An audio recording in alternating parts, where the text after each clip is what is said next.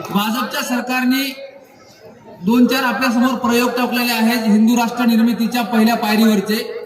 त्याच्यामध्ये ट्रिपल तलाक असेल, 370 कलम असेल, बाबरी मस्जिदच्या रिझल्टच्या संदर्भातलं वातावरण निर्मिती असेल आणि आता असलेलं नागरिकत्वाचं विधेयक असेल, या सगळ्या बाबतीमधून दररोज आपल्याला हे सरकार चेक करत आहे की यांच्या अपोजमध्ये आपण काही करू शकतो की नाही, यांना आपण विरोध करू शकतो की नाही।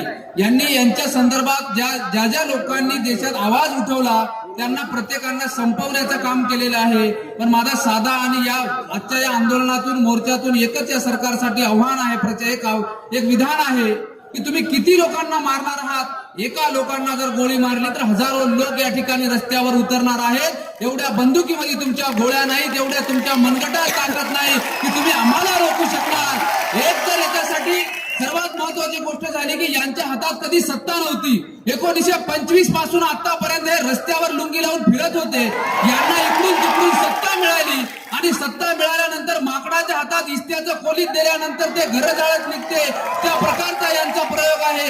यांना यांच्या गावातली ग्रामपंचायत सांभाळता येत नाही। एकदाच्या चुकीने हे देशाच्या सत्तेत बसलेले आहे, म्हणून हा नंगा नाच त्यांनी सुरू केलेला आहे।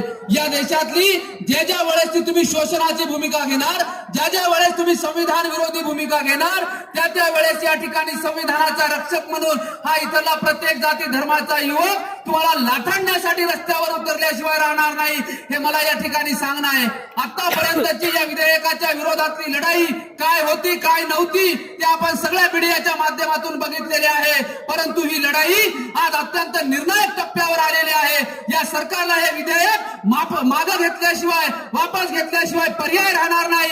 याचं कारण असं आहे, संविधानाची निर्मिती ज्या डॉक्टर बाबासाहेब आंबेडकरांनी केलं आणि तुमच्या आमच्या सर्वांच्या हातात नागरिक म्हणून एक सत्ता दिलेली आहे, त्या डॉक्टर बाबासाहेब आंबेडकरांचं रक्त ॲडव्होकेट बाळासाहेब आंबेडकर रस्त्यावर उतरलेले आहेत आणि या सरकारच्या विरोधात एल्गार पुकारलेला आहे। आता यांना हे विधेयक वापस घेतल्याशिवाय पर्याय नाही। हा आवाज एल्गार म्हणून आपण हुंकार म्हणून या संविधानाच्या रक्षणासाठी असा तेवत ठेवूया एवढीच अपेक्षा करतो।